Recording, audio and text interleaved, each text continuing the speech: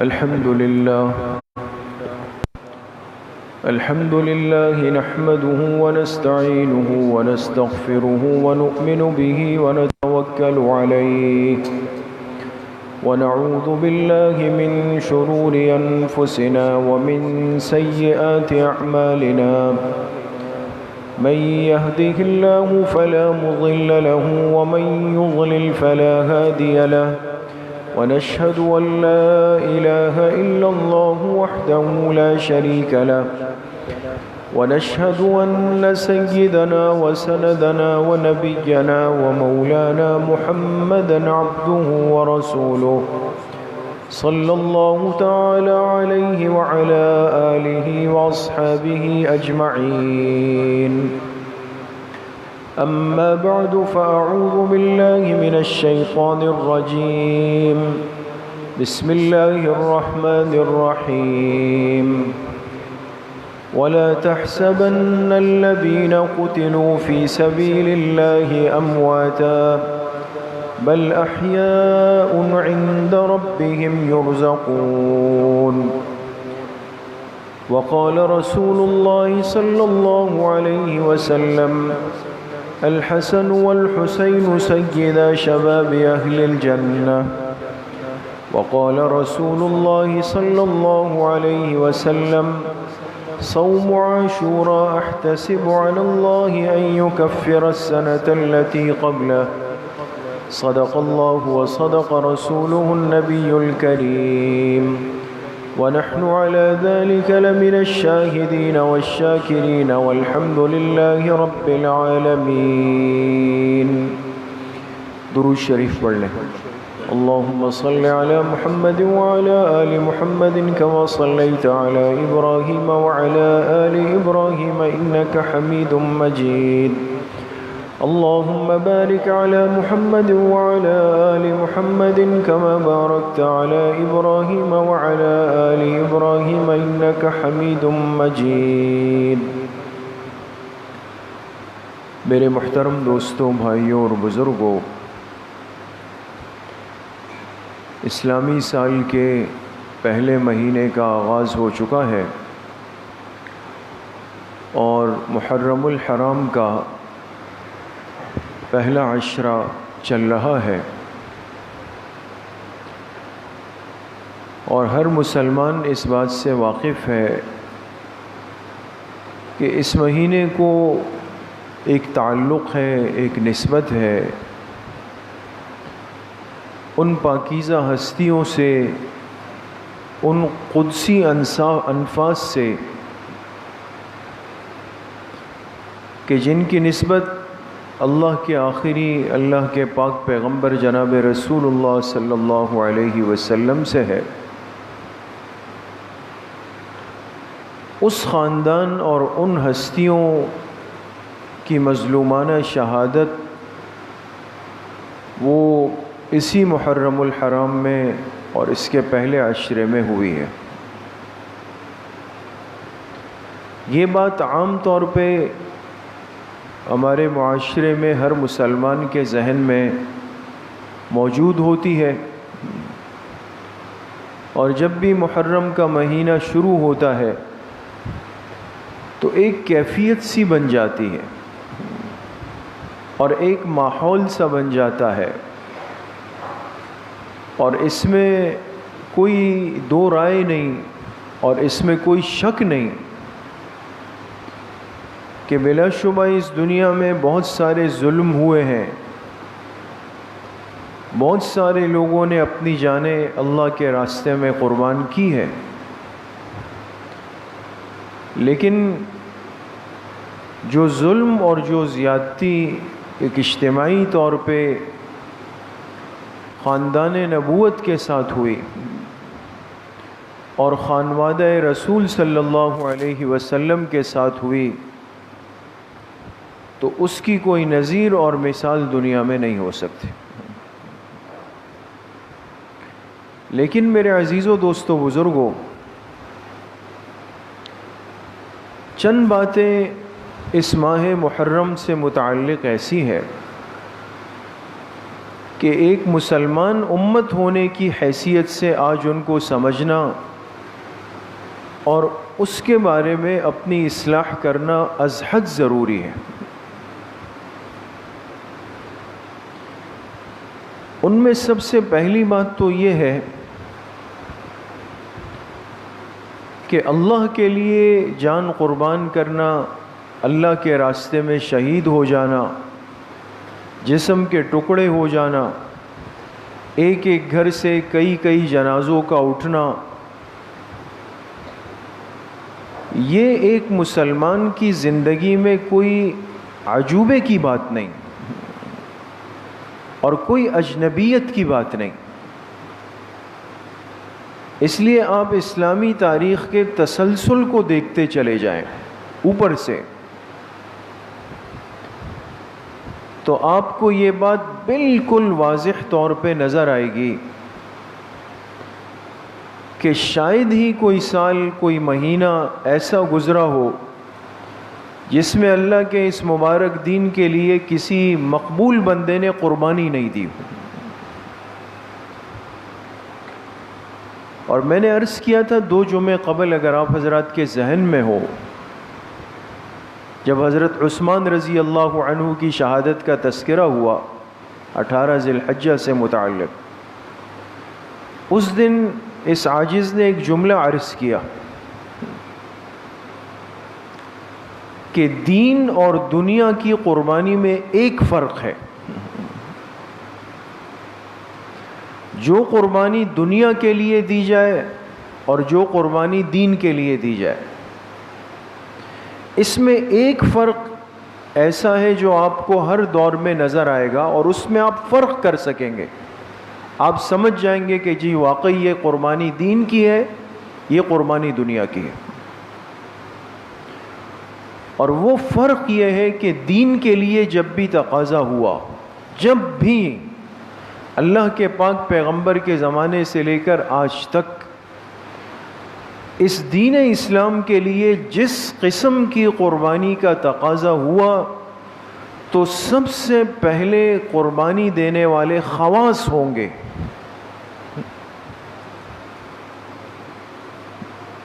سب سے پہلے قربانی دینے والے کون ہوں گے؟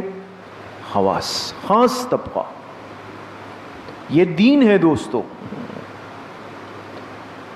دنیا کی قربانی ہمیشہ عام آدمی سے مانگی جائے گی، یہ کوئی ایسی مشکل بات نہیں کہ ایک راکٹ سائنس ہو کہ جس کو سمجھنا آج میرے آپ کے لیے مشکل ہو۔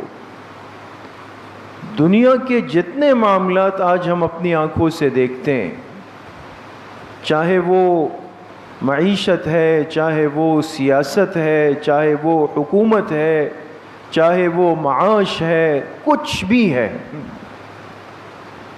ایک جملہ آپ کو مشترکہ طور پہ سننے کو ملے گا ہر آدمی سے کہ بھئی پوری قوم نے قربانی دینی ہوگی۔ کیا خیال ہے؟ جملہ سنتے ہیں نا کہ سب نے مل کر قربانی، یہ عوام کی قربانی ہوتی ہے جہاں خواص اپنے آپ کو پیش نہیں کرتے۔ عام آدمی پہلے جو ہے اس کی بلی چڑھائی جائے، اس کو قربانی کا بکرا بنایا جائے۔ یہ اسلام کی خوبصورتی ہے دوستو، یاد رکھیں، اور یہ اللہ کے دین کے لیے سچی قربانی ہوتی ہے کہ جب بھی موقع آئے گا آپ دیکھیں گے اللہ کے پاک پیغمبر کے مصلی پر نماز پڑھانے والے وقت کے خلیفہ کو اسی مصلی پہ شہید کیا گیا۔ آپ کو نظر آئے گا اس امت کے تیسرے خلیفہ کو، جو 2/3 دنیا کے خلیفہ ہے، وہ قرآن کی تلاوت کرتے ہوئے اپنے گھر میں مظلومانہ طور پہ شہید ہو جائیں گے۔ یہ خواص کی قربانی ہے۔ آپ کو نظر آئے گا اس امت کے چوتھے خلیفہ کوفہ کی جامعہ مسجد کی اسی خطبے کی حالت میں ایک شخص کھڑا ہو کے ان پہ حملہ آور ہوگا، حضرت علی کرم اللہ وجہہ شہید ہو جائیں گے۔ یہ خواص کی قربانی۔ وہاں عام طبقے کی باری بعد میں آتی ہے، دین میں خواص اپنا خون پہلے شامل کرتے ہیں دوست۔ یہ آج جو چیزیں ہم سنتے ہیں نا، اس میں قربانی صرف میری اور آپ کی ہے، اس میں سب فضائل قربانیاں ہمارے لیے ہے دوستو، اور کسی کے لیے نہیں ہے۔ تو تاریخ اسلام کے تسلسل کو دیکھیں، اس امت کے لیے یہ کوئی نئی بات نہیں ہے، کوئی اچنبھے کی بات نہیں، کوئی تعجب کی بات نہیں کہ کیسے کیسے قیمتی لوگ، کیسے کیسے ہیرے، کیسے کیسے جواہرات وہ اللہ پاک کے اس دین کی سربلندی کے لیے، دین کی حفاظت کے لیے، دین کی غیرت کے لیے کٹ گئے۔ اور ان قربانیوں کی برکت ہے دوستو، یاد رکھیں، جو دین کے لیے قربانی دی جائے، خون کا جو قطرہ اللہ کے دین کے لیے گرے گا، یہ وہ بیج ہوتا ہے جو زمین میں جا کے بارآور ہو کے نکلتا ہے، یہ ضائع نہیں ہوتا۔ اس لیے آپ کو اسلام کی تاریخ میں کوئی طبقہ پیچھے نظر نہیں آئے گا، اس میں آپ کو مستورات بھی ملیں گی، اس میں آپ کو پیروں سے معذور صحابہ بھی ملیں گے جن کے جوان بیٹے جا رہے ہیں، 4 جوان بیٹے، لیکن بوڑھے باپ ایک پیر سے معذور عمرو ابن جموح رضی اللہ عنہ، میں جاؤں گا۔ آپ علیہ السلام کے پاس ان کی اہلیہ شکایت لے کر آئی کہ آپ منع کر دیں، 4 جوان بیٹے آپ کے ساتھ جہاد میں جا رہے ہیں، یہ کہتے ہیں میں بھی جاؤں گا۔ آپ علیہ السلام نے ان کو سمجھایا تو فرمایا کہ میں نیت کر چکا ہوں، اس لیے آپ مجھے منع نہ فرمائیں۔ وہ ایک لنگڑاتے ہوئے پیر کے ساتھ جانے والے عمرو ابن جموح، وہ بھی احد میں شہید ہوئے، وہ بھی چھوٹے چھوٹے بچے ہیں۔ کتنا مشہور واقعہ ہے غزوہ تبوک کا۔ ایک عورت، آج کوئی تصور کر سکتا ہے کہ اپنے گود کے بچے کو لا کر قربان کر دیا جائے؟ لیکن آپ علیہ السلام کی خدمت میں ایک عورت آتی ہے اور گود کا بچہ ہے، اے اللہ کے رسول صلی اللہ علیہ وسلم، میرے گھر میں تو کوئی مرد نہیں ہے بالغ، یہ ایک بچہ ہے، اس کو قبول فرما لیں۔ آپ نے فرمایا یہ تو ہمارے لیے مزید بوجھ کا باعث بنے گا، ہم اپنا کام کریں، اس کو سنبھالیں۔ تو عثمان نے کیا کہا کہ مجھے پتا ہے کہ میرا یہ بچہ لڑ نہیں سکتا اور کچھ نہیں کر سکتا، صرف اتنا ہو سکتا ہے کہ آپ کی طرف دشمن کا کوئی تیر آئے تو میرے اس بچے کو اس کا ڈھال بنا دیجیے۔ اور کسی قوم نے، کسی امت نے ایسی عورتیں دیکھی کہ جہاں کا بچہ بھی تیار ہے، نوجوان بھی تیار ہے، بوڑھے بھی تیار ہے، عورتیں بھی تیار ہے۔ تو اس دین کے لیے قربانیوں کا تسلسل کوئی نئی بات نہیں ہے دوستو، اور جو اپنی جان قربان کر دے، شہید ہو جائے، یاد رکھیں شہادت بہت بڑا منصب ہے، شہادت نعمت ہے، شہادت اعزاز ہے، شہادت ایک شان اور ایک کمال ہے، مصیبت نہیں۔ شہادت مصیبت نہیں ہے دوستو، شہادت پریشانی نہیں ہے، شہادت غم کا ذریعہ نہیں ہے، شہادت اللہ پاک کی طرف سے ایک لازوال نعمت ہے، اور اتنی بڑی نعمت ہے۔ آپ حدیث پاک سنتے ہیں کہ اللہ پاک اہل جنت سے پوچھیں گے بھئی اور کوئی خواہش ہے تو بتاؤ، وہ پوری کر دیں، اور کوئی خواہش ہے؟ تو جنتی کہیں گے اللہ ہماری سوچ سے بڑھ کے ہمیں مل گیا، اور کیا چاہیے ہمیں؟ لیکن شہید کیا کہے گا؟ اے اللہ ایک خواہش ہے، لوددت، تو میں یہ چاہتا ہوں کہ مجھے دوبارہ لوٹا دیا جائے، ان ارجع فی الدنیا، میری یہ خواہش ہے کہ مجھے پھر دنیا میں لوٹا دیا جائے، پھر آپ کے دشمن کے سامنے آؤں، لڑوں، اور پھر مجھے شہید کر دیا جائے، پھر آپ کے سامنے پیش کیا جائے۔ اس لیے میرے عزیزو، دوستو، بھائیوں اور بزرگوں، شہداء کے تذکرے کسی کو غمزدہ کرنے کے لیے نہیں ہیں، اپنے عقیدوں کی اصلاح کریں۔ کم از کم ایک مسلمان کو آج پتہ ہو، آج علم ہو، مجھے اپنے دین سے کیوں لا علمی اور جہالت ہے۔ شہداء کے تذکرے کسی کو بزدل بنانے کے لیے نہیں ہوتے، شہداء کے تذکرے کسی کو غمزدہ کرنے کے لیے نہیں ہوتے، اور شہداء کے تذکرے کسی کو کمزور بتانے کے لیے نہیں ہوتے۔ شہداء کے تذکرے سے تو ایمانی غیرت یاد دلائی جاتی ہے۔ اس لیے میرے عزیزو، دوستو، بھائیوں اور بزرگوں، شہدائے کربلا کا جو مقام ہے اور ان کا جو اعزاز ہے، اللہ کے ہاں جو ان کی مقبولیت اور محبوبیت ہے، اس کو میں اور آپ بول تو سکتے ہیں، سوچ نہیں سکتے کہ اللہ ان کو کتنا نواز چکے ہوں گے۔ لیکن سوچنے کی بات یہ ہے، آج کی امت کو، آج کے مسلمان کو یہ سوچنا ضرور پڑے گا کہ اس کائنات کا سب سے قیمتی خون، اس کائنات کا سب سے اعلیٰ خاندان، اس کائنات کی سب سے اعلیٰ ہستی کے نواسے، بچے، بیٹیاں، وہ کیوں اتنا لمبا سفر کر کے پاک مدینہ کو چھوڑ کر وہاں سے چل کے یہاں کوفہ آتے ہیں؟ اس کی وجہ کیا ہے؟ یقین ہے کہ یہ 72 افراد ان لاکھوں کا مقابلہ نہیں کر سکتے، لیکن مقصد کیا تھا اور وجہ کیا تھی اور اس کا سبب کیا تھا دوست؟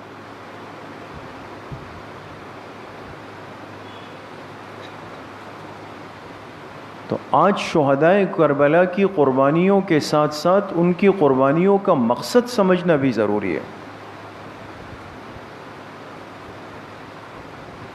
اس لیے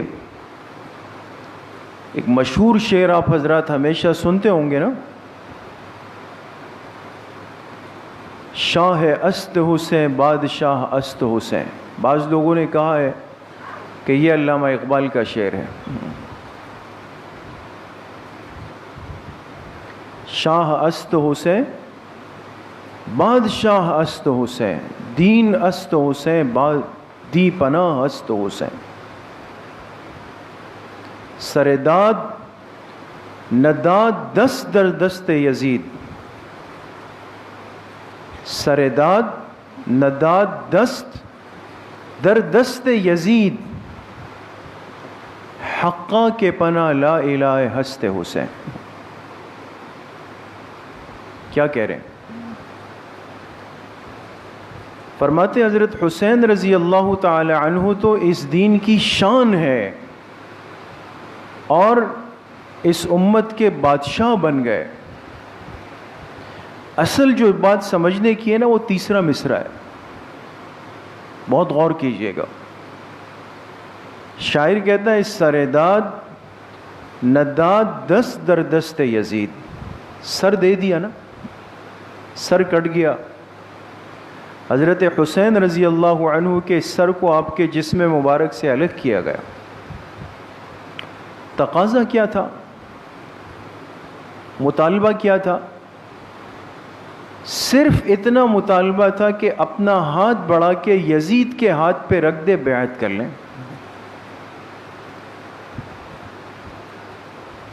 ہاتھ دے دے، سر بچ جائے گا۔ لیکن حضرت حسین نے سر دے دیا، ہاتھ نہیں دیا۔ کچھ سمجھ میں آ رہی ہے بات؟ تو قیامت تک کی انسانیت کو ایک سبق سمجھا دیا کہ انسان کا سر بہت قیمتی ہے، بہت زیادہ قیمتی ہے۔ یہ اگر جسم سے الگ ہو جائے تو جسم میں روح نہیں رہتی ہے۔ ہاتھ الگ ہو جائے تب بھی انسان زندہ ہو سکتا ہے دوستو، ہے نا؟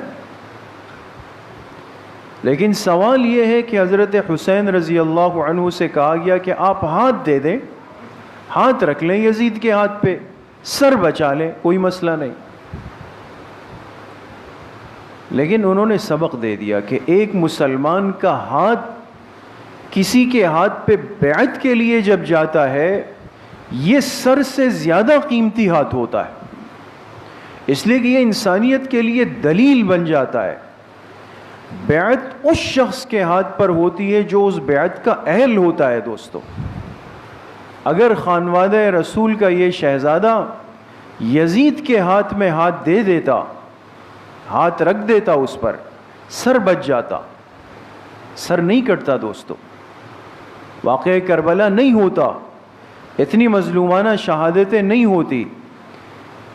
لیکن سمجھ گئے تھے کہ مومن اور مسلمان کا ہاتھ ایسے شخص کے ہاتھ پہ جا رہا ہے جو بیعت کا اہل نہیں ہے، اور نااہل کے ہاتھ پر ایک مسلمان ہاتھ رکھ کے اگر بیعت کر لے گا دین کی پوری عمارت گر جائے گی. اس لیے یزید کے سامنے ہاتھ نہیں رکھا، سر دے دیا. بات سمجھ رہے دوستو؟ سر کٹ گیا لیکن ہاتھ ان کے ہاتھ پہ نہیں رکھا. یہ سمجھا دیا کہ اہل بیت کا ہاتھ غلط ہاتھ کی طرف بیعت کے لیے نہیں بڑھتا، چاہے اس کے لیے سر کٹ جائے. اس سے میرے عزیزو دوستو بزرگوں جہاں یہ بات ثابت ہو گئی کہ یزید ایک نااہل، نالائق اور فاسق، فاجر، ظالم انسان تھا جو کسی طور پہ بیعت کا اہل نہیں تھا، وہاں اب ایک مسلمان کو یہ بھی سوچنا پڑے گا کہ اس دن سے پہلے حضرت حسین رضی اللہ عنہ نے بیعت کا ہاتھ کس کس کے ہاتھ پہ رکھا ہے، یہ بھی تو سوچنا پڑے گا نا. اس سے پہلے ان کے بڑے بھائی حضرت حسن رضی اللہ عنہ نے اپنا یہ قیمتی ہاتھ بیعت کا کس کس کے ہاتھ پہ رکھا ہے، اور یہ بھی سوچنا پڑے گا کہ اس سے پہلے ان کے علی قدر والد حضرت علی المرتضی رضی اللہ عنہ نے اپنے بیعت کا ہاتھ کس کس کے ہاتھ پہ رکھا ہے. یہ تو قیامت تک فیصلہ ہو گیا.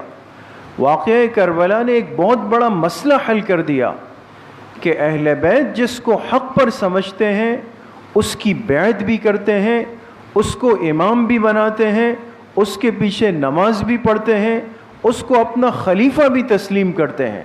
لیکن اہل بیت کے نزدیک جو نااہل، نالائق اور نکما ہوتا ہے تو سر کٹوا دیتے ہیں، بیعت کا ہاتھ نہیں دیتے اس کو. تو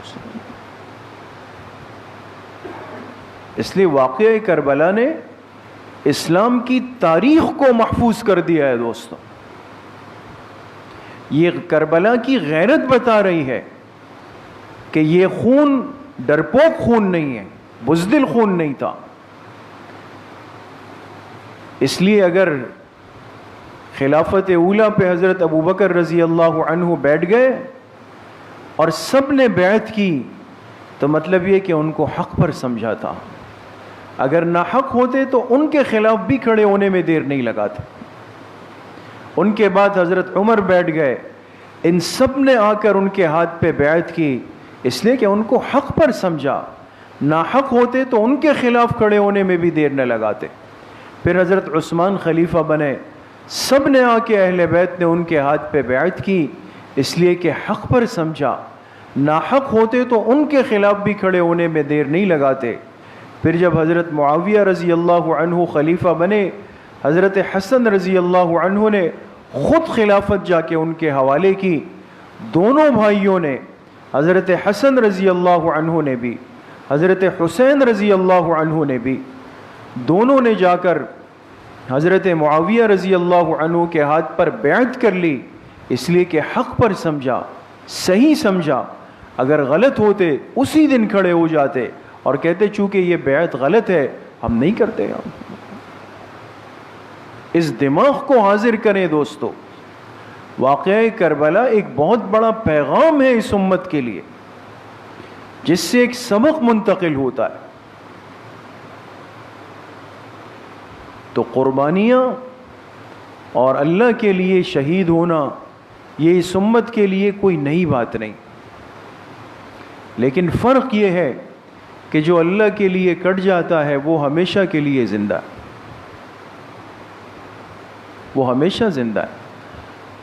آج کون ہے جو یزید کے تذکرے کرے؟ آج کون ہے جو کہے بھئی میں اپنے اولاد کے نام یزید رکھوں گا، ابن زیاد رکھوں گا، شمر رکھوں گا، فلاں رکھوں گا؟ کوئی نہیں۔ لیکن کتنے مسلمان ایسے ہیں خوش نصیب جو اپنے بیٹوں کے نام حسن رکھتے ہیں، حسین رکھتے ہیں۔ تو ظاہری جنگ جیتنے والا یزید آج مردہ ہے، آج اس کا کوئی تذکرہ نہیں، اور ظاہری طور پہ شکست کھانے والے حضرت حسین رضی اللہ عنہ جن کے جسم سے روح نکل گئی ہے، سر دھڑ سے الگ ہو گیا ہے، لیکن حسینیت آج تک زندہ ہے دوست۔ اس لیے میرے محترم دوستوں، بھائیوں اور بزرگوں، واقعہ کربلا اس امت کو غیرت ایمانی کا ایک سبق دیتا ہے کہ جہاں ایمان کی غیرت کا معاملہ آ جائے، کبھی نالائق کو، نااہل کو، نکمے کو، ظالم کو، فاسق کو اپنے اس ہاتھ کو اتنا ہلکا اور ضائع مت بناؤ کہ جا کے اس کے ہاتھ پہ بیعت کر لو۔ نہیں، یہ ہاتھ بڑا قیمتی ہوتا ہے، یہ نالائق کے ہاتھ پہ نہیں رکھا جا سکتا۔ اسی طریقے سے دوسری بات مختصراً عرض کر دوں، چونکہ عاشورہ محرم ہے اور یہ پورا محرم الحرام کا مہینہ بڑا قیمتی ہے۔ حدیث پاک میں اس مہینے کی فضیلت آئی ہے۔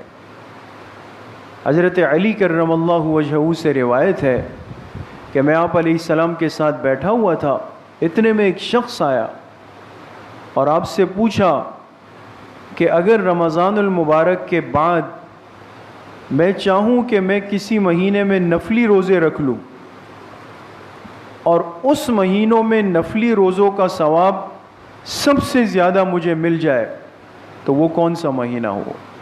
تو آپ علیہ الصلاۃ والسلام نے فرمایا، افضل الصیام بعد شہر رمضان شہر اللہ المحرم۔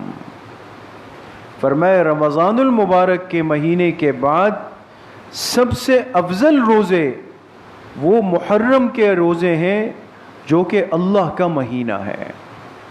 لیکن یہاں آپ نے الفاظ پہ اگر غور کیا، کیا فرمایا؟ شہر اللہ المحرم۔ محرم کے مہینے کی نسبت کس کی طرف کی گئی؟ اللہ کی طرف کی گئی۔ ان باتوں کو سمجھا کریں دوستو، محرم کے احترام کے اسباب صرف ایک نہیں ہے جو ہم نے ماحول میں دیکھ لیا اور کہا کہ بس یہ چیز ہے۔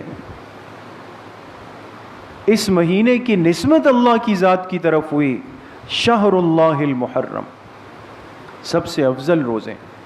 اور ایک حدیث پاک میں آپ علیہ الصلاۃ والسلام نے فرمایا کہ یہ وہ مہینہ ہے کہ جس میں اللہ پاک نے ایک قوم کو نجات دی، اور آئندہ بھی ایک ایسی امت آئے گی کہ جس کو اللہ پاک اسی مہینے میں نجات دے دے گی۔ تو وہ اشارہ تو بنی اسرائیل کی طرف ہے کہ بنی اسرائیل جب حضرت موسیٰ علیہ السلام کے ساتھ بھاگے مصر سے، فرعون ان کے پیچھے تھا، تو روایت سے یہ بات ثابت ہے کہ جس دن اللہ نے فرعون کو غرق کیا اور موسیٰ علیہ السلام کے ساتھ بنی اسرائیل محفوظ ہو کر گئے، تو یہ 10 محرم عاشورہ کا دن تھا۔ تو یہ پورا مہینہ قابل احترام ہے، عظمت والا ہے۔ تو ایک تو اس میں نفلی روزے رکھنا بہت بڑی فضیلت کا عمل ہے۔ پھر خاص طور پہ جو عاشورہ کا روزہ ہے، عاشورہ سے مراد 10 محرم کا دن ہوتا ہے، یاد رکھیں 10 محرم۔ اس عاشورہ کے روزے کی مستقل فضیلت ہے۔ آپ علیہ السلام نے فرمایا، احتسب علی اللہ ان یکفر السنۃ التی قبلہ، مجھے اللہ کی ذات سے امید ہے کہ یہ ایک روزہ گزشتہ 1 سال کے گناہوں کا کفارہ بن جائے۔ لیکن پھر عمر کے آخری حصے میں فرمایا کہ یہود کی مخالفت کرو اور 10 محرم کے روزے کے ساتھ ایک روزہ اور ملا دیا کرو، ایک دن پہلے کا ہو یا ایک دن بعد کا ہو۔ اس لیے اب افضل یہ ہے، مستحب یہ ہے، سنت یہ ہے کہ اگر کوئی مسلمان ارادہ کرے تو وہ کتنے روزے رکھے؟ 2 روزے رکھے. 9-10 محرم کے روزے رکھے زیادہ بہتر ہے، یا پھر یہ کہ 10 اور 11 کا روزہ رکھ لیں. تو اس سال پیر اور منگل کا دن، منگل 10 محرم ہے اور پیر کا دن 9 محرم ہے، تو یہ 2 بہت بڑی فضیلت والے روزے ہیں، اس کا اہتمام ہو. اور دوسری چیز جو ایک روایت سے ملتی ہے، موسع علی عیالہ یوم عاشورا وسع اللہ علیہ سائر السنۃ، جو اپنے گھر والوں پہ عاشورہ کے دن وسعت کر لے تو ایسے شخص پہ اللہ پورا سال وسعت فرماتے. اب بہرحال ایک ضعیف روایت ہے، لیکن فضائل کے باب میں ہے، محدثین نے اس کو نقل کیا ہے اور اس کو آزمایا ہے، تو عمل کی گنجائش ہے، لیکن جہاں تک حدیث کہہ رہی ہے اس تک جائیں گے ہم. من وسع علی عیالہ، جو اپنے گھر والوں پہ وسعت کرے. آپ ماشاءاللہ سب سمجھدار پڑھے لکھے لوگ ہیں، آپ کو مزید گہرائی میں جا کر سمجھانے کی ضرورت نہیں. عیال اس کو کہا جاتا ہے جس کی ذمہ داری بندے پر ہو. شوہر ہے تو اس کی بیوی ہے، بچے ہیں، گھر کے افراد ہیں، بوڑھے والدین ہیں، یہ عیال کے اندر آتے ہیں. عاشورہ کے دن ان پر انسان وسعت کر لے، اس نیت کے ساتھ کر لے کہ بھئی حدیث کے ذخیرے میں ایک حدیث موجود ہے. تو گھر والوں پر عاشورہ کے دن روزہ رکھے، افطاری کا اچھا انتظام کرے، کھانے کا اچھا انتظام کرے، گھر والوں میں اس دن رقم تقسیم کریں، بچوں کو بھی دیں، بیوی کو بھی دیں، سب کو نواز دیں. اللہ کی ذات سے امید رکھے کہ اس کی برکتیں پورے سال ہوں گی. کوشش کریں گے انشاءاللہ. اللہ کریم مجھے بھی آپ سب کو صحیح عمل کی توفیق نصیب فرمائے. الحمدللہ رب العالمین والصلاة والسلام علی سید الانبیاء والمرسلین سیدنا و مولانا محمد وآلہ واصحابہ اجمعین. وصلی اللہ وسلم علی نبینا محمد وآلہ وصحبہ اجمعین برحمتہ.